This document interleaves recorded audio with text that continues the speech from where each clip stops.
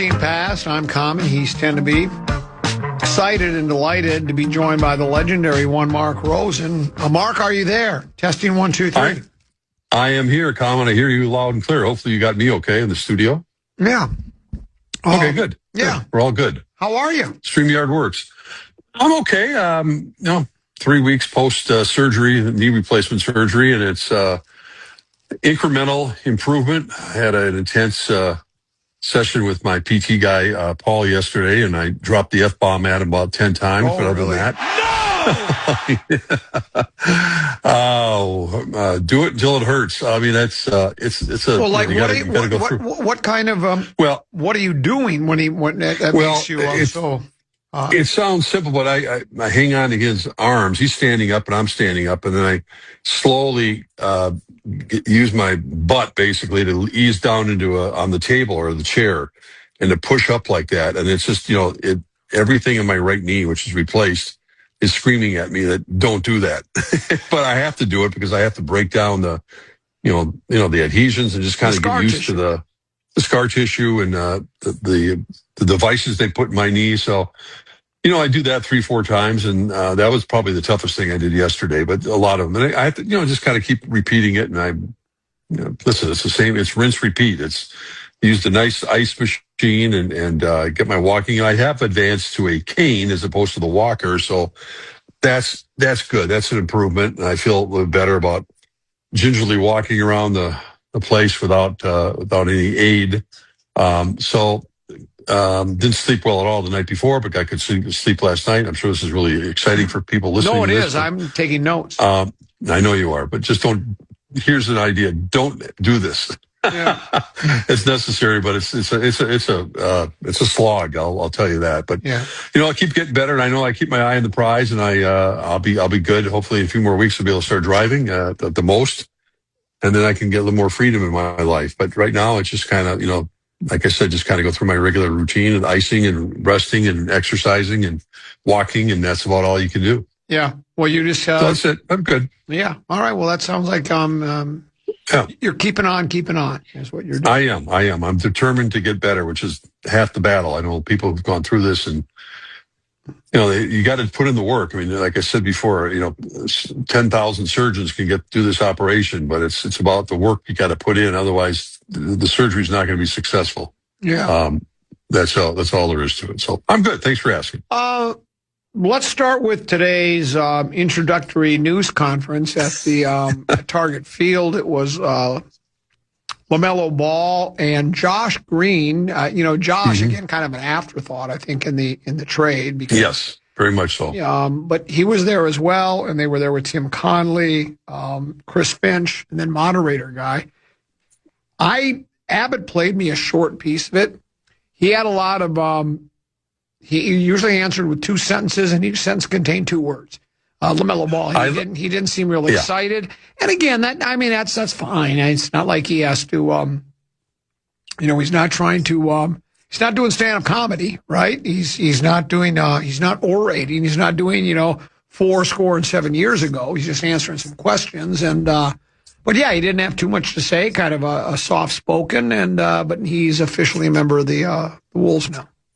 Yeah, I dialed in, listened to it for a little bit, and then I did start chuckling a little bit because Johnny Krasinski, who's the GOAT when it comes to reporting on the Wolves and everything associated with them, trying his best to get something out of LaMelo Ball and not getting anywhere. I mean, LaMelo, I don't know. I always wonder. Aaron Freeman does a wonderful job, PR director. If the people talk to LaMelo ahead of time, going, here's probably what to expect, blah, blah, blah. They'll ask you about the organization. They'll ask you about Ant. They might get a LeBron question in there, how does it feel to come to Minnesota, getting a chance to play with the team that's been in the Western Conference Finals a couple of times, blah, blah, blah. And he offered, as you said, Common, basically nada. Name, rank, and 2-3 words. Yeah, that was kind of it. And I was a little surprised, but I've never really heard him interviewed all that much, but, maybe could have asked him about his cars or something, but I'm sure he's delighted to be here. I'm sure he is. But I didn't take that as a negative that he wasn't talking that much. I guess that's his personality today. Maybe he's trying to figure things out. But I think if I'm Johnny Krasinski and the rest of the beat reporters, as they say, if this is what you're going to get from him when the season starts, good luck pulling anything out of him. But he pretty much didn't offer much of anything insightful to say today during that news conference. Well, like Dennis said, he quoted Ben Franklin earlier. Ben once said, "A penny saved is a penny earned," and he also said, "Actions speak louder than words." So, right. I know we always like our athletes to be glib, entertaining, tell it like it is, and many of them are. You think about them over the years. Some of them are, they have plenty to say, and they're entertaining. Sometimes they're actually thought provoking. Sometimes they don't have a whole heck of a lot to say. And I think if he plays like people are hoping he does, like he's capable of playing, and he helps this team go to places they haven't been, I don't think anybody will care if he says more than 2 words, right? No, I don't think so. I think it adds. I mean, I think we as fans want to feel like, I know the fans basically wanted to hear today, hey, I couldn't be happier to be here. My goodness, who would want to play with Anthony Edwards as he moves closer to the peak of his career, and he's going to make me a better player. I mean, you can kind of write the script. But again, it's an introductory news conference. Who knows what he was feeling, but I don't take it aside. But I think it does help. I mean, I'm sure that maybe someone will get to him and say, look, we got to get a little bit more out of you. I mean, basketball does allow that. They have a lot of opportunity to talk to reporters on a one-on-one basis, and I think fans want to know a little more. I mean, obviously, he's got an interesting family background with his brothers and his dad, and there's all sorts of things you can get out of LaMelo, and I maybe that will come in time. And again, it's just an introductory news conference, and you're not going to shed a lot of light on it, but it certainly didn't offer much more than that today. Somebody sent a text message that says, "I looked into some LaMelo pressers from Charlotte, and apparently this is nothing new." So maybe you won't. Oh, is that right? Yeah, maybe you won't get much from him. Oh, well, there you go. There are many players. I don't know. When I say many, I don't know what that means. It's 5, 10, thousands. I don't know, but they're a little leery and wary of the media too, because sometimes they feel like their words are either misconstrued. Some actually think they've been misquoted. Things are taken out of context. And then they all of a sudden it becomes, don't say nothing to those guys, man. Just keep your mouth shut. I feel like Randy Moss might have been that way a little bit. Yeah, very, very well could be. And so I think that happens. And so, as we know, I don't know all, maybe you know better than I do, Mark, what the rules and regulations are for athletes to be available to the media. We know that a head coach for a football team, I think it's 20 minutes after a game is done, he needs to be available to the media. Then he has to be available to the media, I think, on the Monday and then at the Wednesday leading up to it. And I think those are mandatory. I think they are. Yeah, they are mandatory because. And Friday, I think. And Friday. Too. Yeah, these are mandatory because it's a connection for the fans and the team. They want to know more than just the X's and O's and watching the games. I think they also, for that Wednesday presser, at least one player, if not two, have to be made. I think maybe just was one. A player has to be made available because usually the quarterback. Yeah, because like let's say we're playing Seattle, okay. Well, then the coach will be available, and then probably either Sam Darnold or somebody else on the team is available, so that the local media has something to report on. Hey, Sam Darnold says he enjoyed his time here in Minnesota, but it's great to be in Seattle or whatever, right? So, and I don't know if again, I don't know. I don't know how mandatory all of it is.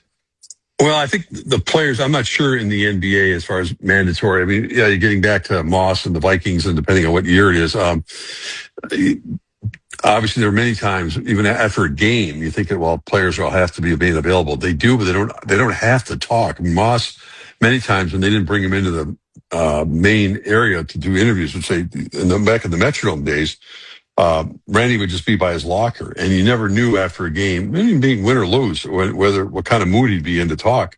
So it wasn't mandatory, but all of us would be huddling in front of his locker with their cameras or the reporters, and Randy would either he'd be completely bipolar about it. I mean, one day he'd walk in there after a game, he'd be as gracious and look you right in the eye and give you the best answers you've ever heard in your life. He was wonderful that way. Next game, get out of my locker, get out of my way. And then that would be okay. Thanks for taking the time. That's just the way it was. And then, so I think unless the quarterback normally is kind of mandatory. I mean, I can't think of too many times when the quarterback has kind of stiffed the media after a game. And then as far as the NBA goes, the players go, I think the guys who covered a regular beat.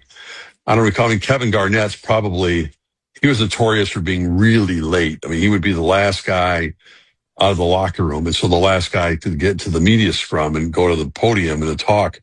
And that would be very frustrating because, back then, even more so than today, you'd have deadlines to get to. I mean, particularly newspaper reporters, back when they had, trying to make the morning newspaper. And you want to get some quotes from KG, and, he'd be, taking his time in the area that the reporters weren't allowed to go in. So I don't know. It hasn't changed all that much. Maybe LaMelo, we'll find out a little bit more as time goes on and how he interacts with the reporters here in town. And more importantly, gets kind of the feelings, the message back to the fans, because that's really all that matters. The media is the conduit to getting to the message to the fans and how the fans feel about the whole thing. Here's a text message. This came into the Bradshaw and Bryan KFAN text line. It says, you can't blame athletes for being a little leery of the press. You try to do a good job. The next thing you know, you have some hack news guy calling you Kyle Murphy or Wendell Clark on the local shock jock station. What's that about? I don't know. I always love that one. Oh, I called him Wendell. Yeah, Wendell. And you called him Kyle Murphy one time instead of Kyler Murray. Well, I'm the only guy that's ever mispronounced. It's a senior moment. We all have them. No, I mean, I've probably recited 80,000, 90,000 names over the course of my career, but that's okay. Yeah. I think it's funny. People kind of remember that. Isn't that funny? The thing is they're always looking for things. They're rarely praiseworthy. They're always looking for what they feel like is a mistake or a faux pas, and then they just jump all over it. Oh, yeah. I don't know why people do things like that. Sid used to go, all right, Tyson, I suppose you've never made a mistake I'm going to come and watch you do your job, see what you do every day. You've never made a mistake. Yeah, he used to go like that on the air. But somebody would say something like, Sid, you missed, because Sid would always mispronounce people's names. Oh, I suppose you've never made a mistake. I'm going to come watch you at your job, Mr. Smarty Pants. My favorite used to be there's one I would actually attend Vikings games in the football press box. If the fans were leaving early because they figured the game was over, he'd speak to traffic. He goes, where are you going? He started screaming at the fans. And, it's like, Sid, why do you care? But you got your media pass. You can get out of here in a hurry. Yeah, it would upset him that people were leaving the game. It's like, Sid, maybe they don't take it as early as you, take it as serious as you do. Exactly. They went to the game. They think it's over. They'd rather get home. That chapter of their life is gone. They wanted the Vikings to win. They didn't. They don't care as much as you do. But anyway. Well, he would yell at everybody. Let's take a break. We'll come back, talk more with Mark Rosen. BigDeck.com wants to help put $1,000 in your hand along with the fan. 10B, what you got? Yeah, the fan and BigDeck.com wants to give you a shot to win bonus box with our national cash contest. Just enter the keyword check at KFAN.com right now for your shot at winning. That keyword is check. Enter now at KFAN.com.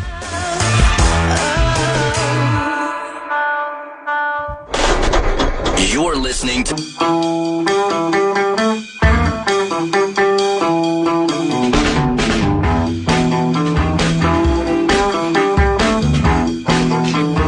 Past here on the Common Man program. I'm Common. He is 10B. Legendary one Mark Rosen is here as well. World Cup is down to the semifinals. It's Argentina against somebody and France against somebody. I'm watching it right now. Oh, they're actually playing right now? Yeah, France is playing Spain right now in Dallas, and they're 18 minutes into the first half, and it's shockingly scoreless.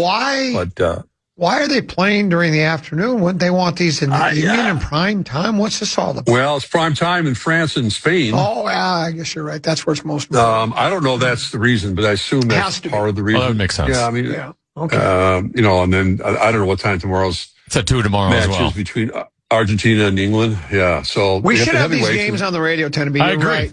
Should have started at noon. I think it's a mistake for the program director. I would have done a 2-hour pregame as well. Yep, that's what I'd have done. Spain They did on television, on Fox TV. They had a 2-hour pregame. You could have had Nordo and Blakemore. LaBelle could jump in. They could do it from noon to 1. Then they could have the Fox 1 to 2, and then the game. But we decided not big to. Mistake. I think Thanks a lot, Abbott. Well, there's still time to make up for tomorrow. Do you find your interest level is not as great as it once was because the United States has been eliminated? No. Or do you still go, hey, this is a lot of fun. It's once every 4 years? No, I don't, because I didn't expect the U.S. to do much. Oh. I mean, they got as far as they were going to get, and that was going to be the end of the story. I mean, so you really didn't think the United States was going to be any good? Is that after the fact, or you really knew that? No, I remember before the World Cup started, I had a conversation with you. I said, look, the U.S. they're improved. They got some nice players, but they're not in the same class as these countries that have been the top of the sport for how many decades? No, I mean, and I think people are now trying to pick apart and understandably so. What does the U.S. have to do to catch up? They've been hearing the same story over and over and over again, starting with the youth programs and not charging fair parents all this money. The way that the athletes, maybe the best athletes, but you look at a team like, Norway is a perfect example. Though they lost the other day. I mean, they're very small. They're smaller than a lot of states in the U.S. They not only excel in soccer, football, but they excel in winter sports, obviously in the Winter Olympics. Bobsled. They excel. Well, ski jumping, a lot of things. Ski jumping, ice fishing. Have golf. I mean, they do everything well.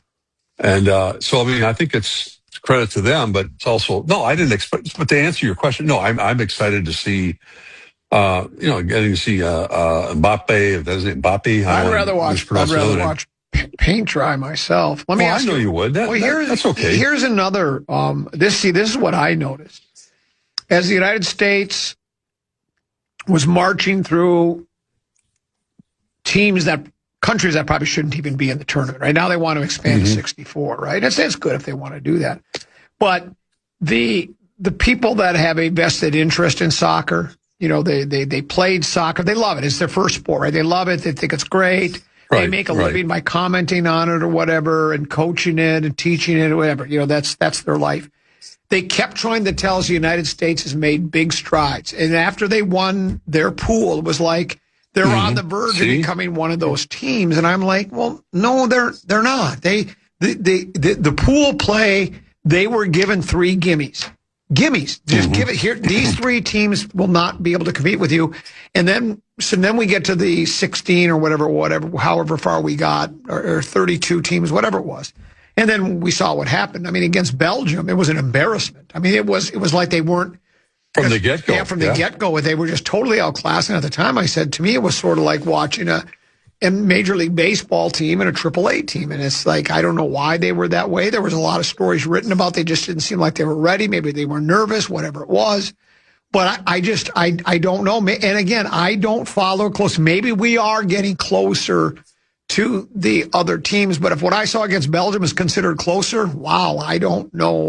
It looked bad, I thought.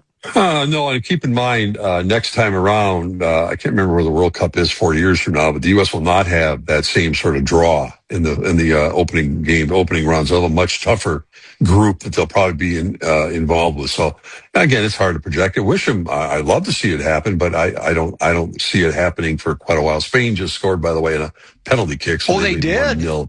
Yeah, 1-0, as they like to say. You can listen to it on KFAN Plus. Apparently, it's not big enough for KFAN, right? But 96.7 FM. That's the program director's call. What's that? That's the program director's decision, not Tenneby and I. Just so those that know out there listening. I think everybody got really pumped up, and that's good. It's great for the sport. I mean, I know that in Seattle, where that match was played, everyone was so pumped up. The place was jammed with USA fans. I mean, downtown. I mean, I've mentioned Brits Pub a couple of times. They're probably, I think they're the second. I think it's bars and restaurants that are hosting World Cup events, second in the country right now for participation from spectators showing up. They got that big, their lawn up on the roof. I imagine it's a little toasty up there today with the sun beating down on them, but I'm sure that's packed up there. I can guarantee it's packed up there. It doesn't matter who's playing today and tomorrow. So they benefit greatly from it. And good, that's fantastic. It's great for downtown. It's great for Brits. I love what I'm saying, do you feel, I feel like I was sold a bill of goods. No, I wasn't, because I didn't expect him to be that good. Well, no, but I mean that. Well, all right. You didn't buy it, but they tried to sell it to you. Yes, I understand what you're saying. Doesn't that upset you? What do you mean you're telling me this? See, it's for their own nefarious purposes because they want soccer. It's like when a local play-by-play announcer for a certain National Football League team will tell you #faith and get you to buy into it when there's no chance of that happening. I always love that one. Well, yeah, I understand what you're saying, and I think there's a bit of salesmanship going on, whether it be from the national commentators, the network itself, the way they promote the game itself, and it was okay to get excited about it because you expected. Listen, the U.S. should have played a lot better than they did. It's not that the fact that they lost, but they just were never in it. That was the disappointing part. They looked scared out there in the first 5-10 minutes of the match. They couldn't do anything right. The turnovers, all those sorts of things you see in a game of that magnitude, but they just were not ready for the moment. So, but no, I mean, I understand what you're saying. It was a huge letdown for a lot of people because it was pretty much over 5 minutes into the match. Whenever Belgium scored early on, they had another opportunity. So, I get it. I was hopeful that they were going to play really well and make a game of it and make it really close, and potentially even have a big upset, but I wasn't certainly counting on it. Very good. Yeah.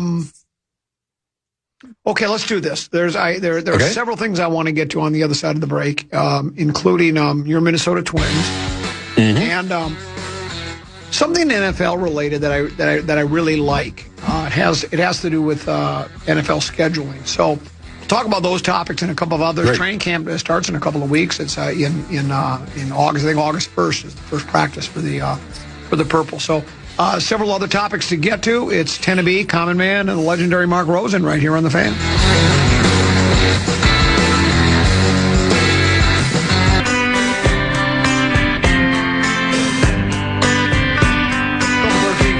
Past Common Man program. Mark Rosen's always been known as a baseball guy. You'll be watching All-Star game tonight, correct? Yeah, I probably will. I mean, I watched some of it. I don't know if I'm locked in the whole time. I mean, I was like you, Common, I assume, growing up, that was the highlight of the summer, was waiting for that All-Star game. And I've seen some clips lately when they've announced All-Star teams of the 70s, whatever it might be. I can go back, and obviously my dad took me to the one at Met Stadium in 65. You look at the starting lineups for those teams, and it's a virtual Hall of Fame, Cooperstown lineup in both American National League. And I'm not quite sure. We don't have that today, but it was special. It was really special. I mean, to go see Willie Mays play and Hank Aaron and Juan Marichal and obviously Harmon was there and hit a home run at Met Stadium. And now it's different. But I'll tune in. I didn't watch. I didn't even realize it. I guess I did, but I didn't listen. I didn't watch 1 second of the home run derby. You missed one of the most exciting nights in all of sports. Yeah, I bet I did. Special. Yeah, no, where there was. I'm disappointed. I'm listening to a podcast. I'd much rather do that. I'm disappointed you didn't watch. Yeah, well, I'm sure you were. I am. I'm sure. The last one I watched when I was at work all the time at night. But you and Don Shelby watch it together. You watched Don every Shelby. We've never missed one. Yeah, never missed one together. Never missed one. So no, I'll watch a little bit tonight. I hope Joe Ryan gets a chance to pitch a little bit, but. It's unfortunate that Byron Buxton's not healthy enough to play, and I know Derek Shelton's on the staff, so we're in Philadelphia, right? You know what I found interesting? If you Wheeler, what's Wheeler's first name? The pitcher, is it Zach Wheeler? Yes. Zach Wheeler, bitter because he didn't get selected to the All-Star game, and I guess part of the reason was bonus. If you're no. If you pitch on Sunday, he didn't have to worry about money. Oh, right. If you pitch on Sunday, you can't pitch in the All-Star game. And he was going, well, wait now. I do my bullpen a couple of days after. This is crazy. Right. And I noticed, if I read this correctly, I think it was Derek Shelton. They had Ryan pitch on Saturday rather than Sunday because of that reason. He said, "Oh, I know the calendar. Trust me." He said something to that effect. Because as long as you're going to be. So did Wheeler not get in because that was the reason? Because if you look at his numbers, they're brilliant. He's an all-star by any measure. of what he's done this year. He should have been an all-star pitcher, yet he's not there. And if it's strictly because, well, sorry, your last start fell on a Sunday, and if that's the case, why didn't their manager... Correct. And make the adjustment. Yeah, I would think you'd make the adjustment because, you can say, well, the regular season is more important than some silly all-star game. Well, shifting one guy's start from a Sunday to a Saturday that's not going to be the difference of making or not making the playoffs. Trust me. So I don't know. I don't know if there's. I don't know when they changed that rule, Common, to prohibit pitchers from pitching in the All-Star game if they pitched on Sunday, because I'm sure there's been many cases where that's happened, and they have not only. Yeah, absolutely. And again, like he said, that's when I throw a little bit. He could go out there and pitch the two guys if it was a situation late in the game. He's not going to be the starter, but I'm not going to hurt him. It's kind of, I don't know. The baseball union had to sign off on that, I would assume. But man, it's preventing some pitchers from pitchers. I mean, from getting a chance to participate in an All-Star game, which is a big deal to them still. Yeah, and they're only pitching one inning. They're not going It's not like they're going 3 1/3 or anything like that. No. I brought up football. I have the schedule that, has been released. It's not like breaking news. But here's what I like about the first 7 weeks of the season for the Purple. Now there's also a bye in there. So, in the first 8 weeks, there are 7 games. Right. Green Bay, 3:25. Bears, noon. Tampa, 3:05. Dolphins, 3:05. Saints, noon. Bye. Colts, noon. Lions, noon. I like football when it's at noon or 3. That's when I like to watch it on Sundays. Now, I know the money's in the night games. They have to do them, right? Because the more games they can show on national TV, the more money they make. And generally, if you're on a night game, especially, they flex them later. We get that. But if you're scheduled for night games, every team, I think, gets one night game they're all get a Thursday nighter, I think is how the rule goes. Right. But the Vikings do have night games, and generally that means, well, you're considered a pretty good club. Their first night game will be a Monday nighter. They will play at home against Buffalo, 7:15 start. Then they have a 7:15 Thursday, December 10th game on Prime. That's at New England. And then they will have one other evening game. That'll be Sunday, December 20th, at home against Detroit. That's a 7:20 NBC Sunday night game. But I like noon starts. For some reason, that just seems like the way the National Football League should be played. Plus, once it starts at noon, then at 3 o'clock, I can take a nap. Right? Yeah, well, it's very true if you're so inclined. I think because of the world we live in now, and with games on pretty much almost every night of the week, you expect not to have that same rhythm to your schedule as a fan, and for the players and everything else. I mean, the Vikings have a game in Mexico City against the 49ers. I think that's one of those games that you talked about early in the season, but that's on the same time zone as us. So my understanding is that the Vikings are going to go in pretty late. I mean, the altitude is different. We all talk about, Colorado, and we saw that even during the World Cup soccer. Altitude could be an issue in Mexico City, but the Vikings, I think, yeah, it is. But it'll be an issue but here's the deal. It'll be an issue for San Francisco as well, so that evens it out. Oh, of course. So it's but what I'm saying is the Vikings aren't going to go in there like on a Wednesday to get practice there and get used to it. Really? I think they're going to go in almost like a normal travel day. I'm not saying they may even go in Saturday. I'm anxious to hear Kevin O'Connell talk about that when the time comes. But my understanding is they're not going. What if the 49ers decide to go in early? It's not going to matter to the Vikings. I think they're going to do whatever they feel is right and talk to their people. Well, what if San Francisco wins? Will it be because they went in early and we didn't? Those questions will be asked, Mark. Yeah, probably, but I think it'll be more about the fact that the Vikings turned the ball over late in the game, and that's why they didn't win. But they're going to win. No, I don't think that's a problem. Yeah, but I'm with you. I understand that. I like to see those noon games for lots of reasons. I still enjoy it. I think that's the way we kind of were brought up, and we're kind of just creatures of habit. We like to have our Sunday morning routine, whatever it might be. I like noon starts. I wish every game was. I'm with you. This text message says, also, don't some teams have clauses in players' contracts that gives them a bonus if they make it to an all-star game? Are they just trying to save money? Also, Rosen is a fraud. I agree with the last part. Thank you. That Rosen is a fraud.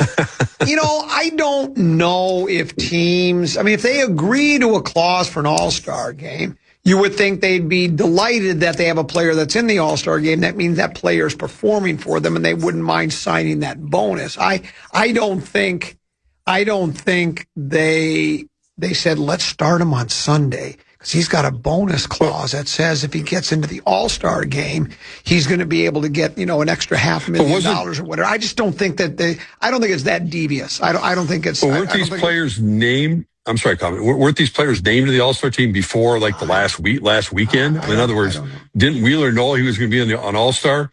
That they named him as part of the staff, and then when they decided to pitch him on Sunday? I don't know how, because the pitching staff is always. I don't pay attention to the All-Star game at all. Have they changed where it was the managers and the coaches all selected the pitchers, and nobody voted for pitchers? Pitchers were always selected. So. No, correct. I don't think anybody votes for him. Yeah, so if that's the case, I don't know when they make that decision. No, I don't know. Now, in this case for the American League, they're missing. I know Ohtani's not playing tonight. Judge is obviously hurt. So, some of the bigger stars, especially Ohtani, not only not pitching, he's not hitting. He's not playing at all. And Aaron Judge has been out for, long time. And so he's obviously not playing as well. So, it's too bad because it loses its luster. There aren't that many name recognition type of big stars in baseball anymore that people remember. And having those two out, that does hurt the luster of the game a little bit. Like I said, growing up and seeing the names, even not that long ago, when we had people would know baseball cards because of their baseball cards, they would know the names of every single player in the All-Star game. I'm assuming because you have a lot of time on your hands at home, you're doing a lot of insiding. What have you heard about LeBron? Is he coming here or not? What are your sources telling you? Absolutely is coming here. No, I don't know. It's a maddening thing. First of all, I'm not paying that much attention to it because what? It's LeBron. Well, what am I going to do? Lose sleep over where LeBron's going to end up going? But you got a golden Rolodex. Why aren't you calling your people and finding these things out? Why don't you break some news? I'm listening to podcasts and I want to stay away from. There's nothing I can do about it. Nobody knows. What you do. This is your life. This is your job. It was my life. It's not anymore. No, I'm not. First of all, no one. If there are enough insiders, I would think that Johnny Krasinski of all people, and there's a lot of others in town, but even the national guys, the Shams of the world, and the Windhorses of the world, everyone's speculating and when. And the LeBron's come to his decision. And if I read one more, it's either like Golden State's now got the advantage. It looks like he's going to go to Golden State to play with Steph, no, he's going back to Cleveland or one more hurrah in his home state. No, he's going to go to Philadelphia to play with Embiid. No. And then everybody goes, well, the inside basketball people, some of them say Minnesota's the best fit from a basketball standpoint because he doesn't have to be the star. He doesn't have to be the guy. He can, they got everything kind of pieces in places, as Brett Favre famously said once. These insiders that you named, Krasinski and Chips, they don't know Lexus Club guy. You do, and he would know. Why don't check with Charlie? No, I've talked to Charlie. Yeah. What does Charlie say? Charlie doesn't. Does he? Charlie doesn't know. Charlie knows. No, he doesn't. Charlie, no. No, I think, listen, Tim Connolly, the GM of the Wolves, talked during the news conference today, and he was asked certainly about LeBron. He was asked about the power forward position, which is definitely an absence right now for this basketball team because they are a theoretically kind of a small team. And he says, well, we got a couple other guys we're talking to, and we're waiting on that right now. That's basically what he said. There's a couple of guys still in the hopper that, and maybe one of them is LeBron. I don't know. But no, I think he's not ruling it out. It's getting to the point now where, LeBron has done this a lot, but this is kind of getting, come on, how long does it take? The teams pretty well inside out. The personalities, the GMs. You've had plenty of time to decide. You're waiting for the optimum time to maximize the publicity this is going to get. You're going to sit down with, you're going to do the decision part 2 or part 3, whatever it is, and sit down and do a one-on-one with some reporter to announce where you're going. I'm taking my talents to Target Center. I would hope it's going to be this week. He's kind of holding up the rest of the league a little bit right now. some of the decisions. Well, why is that? All I've been reading is that Beranger has been brilliant in summer league, and that he's going to be that he could be our power forward. We don't even need LeBron. Well, he very well might be, but I don't think he's going to be. First of all, he's a little banged up right now. I don't think he missed one game of the summer league, and I don't think he's ready for prime time. He's not necessarily going to be ready to play full time. So even if LeBron were to come here, Beranger would still play, but still get his minutes. LeBron's not going to be playing, especially during the regular season. He ain't going 40 minutes a night. It's not going to happen, no matter what team he's on. You're getting ripped again. For what? Rosen is just spouting nonsense again. England went into Mexico City and won easily. The altitude was a non-factor. I didn't say. What are you talking about? I didn't say it was a factor. You were saying Mexico. I said the fact. You said the Vikings, because Mexico City could be a. It could be. Well, and I said the Vikings, and the fact of the matter is, they're not looking at it as a factor because what did I say, emailer? If you pay bleeping attention, wow! I said the Vikings are going in late. First you're bleeping your trainer, and now you're bleeping the listeners. Yeah, I am, because he's not listening. I said if the Vikings were concerned about the altitude, they'd go in on Tuesday or Wednesday. And I said they're not. My understanding is they're going to go in late in the week. So they're not thinking about it in terms of, I'm sure they're going to do their own prep work, whatever, but it's exactly the opposite of what I said. But thanks for listening. Rosen, can you tell me why Beranger can't be a full-time player? I need reasons why. Well, he's not going to be 20 until November. And I think his youth probably, a lot of times, LeBron was 18 years old when he played in the NBA. Well, Beranger's only been playing competitive basketball for like 4 years. I think he's still got a lot to learn. He's got a lot to learn offensively. He's not quite ready for, Yeah, but it's not that hard. You dribble, you pass. Come on. Well, it's really not that hard. When you're 7 foot tall, basketball's not that hard, Mark. There's been a lot of 7-footers that have not exactly been gazelles in the NBA. All right. So, I think it's going to be, I'm anxious to see him 2-3 years from now. I'm anxious to see him this year to see what he can develop into, but he's not going to be necessarily a full-time, he's not going to replace the minutes that Naz Reid played, I don't think, for this team. I'd like to see it, but maybe prove me wrong. I hope he can.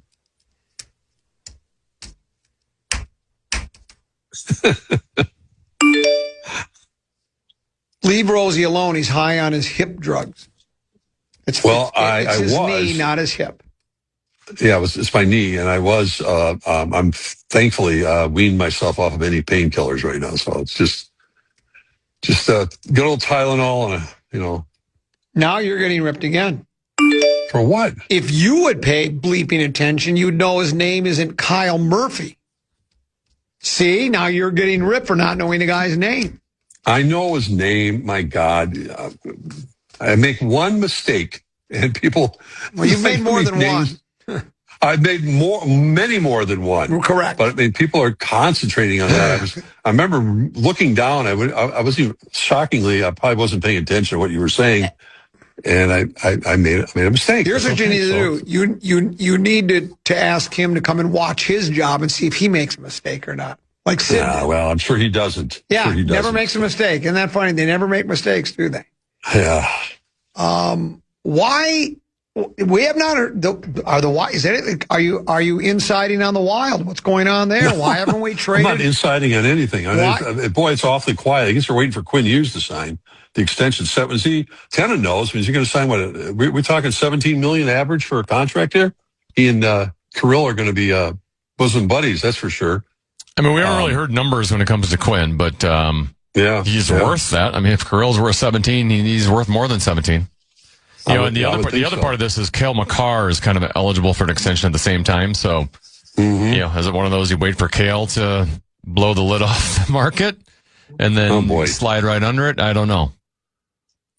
Yeah, the NHL overall has just been very quiet here for nothing's a little bit of stretch here. The Larkin conversation is. They're all on vacation. All the GMs are on trips. They are. You're right. They're not.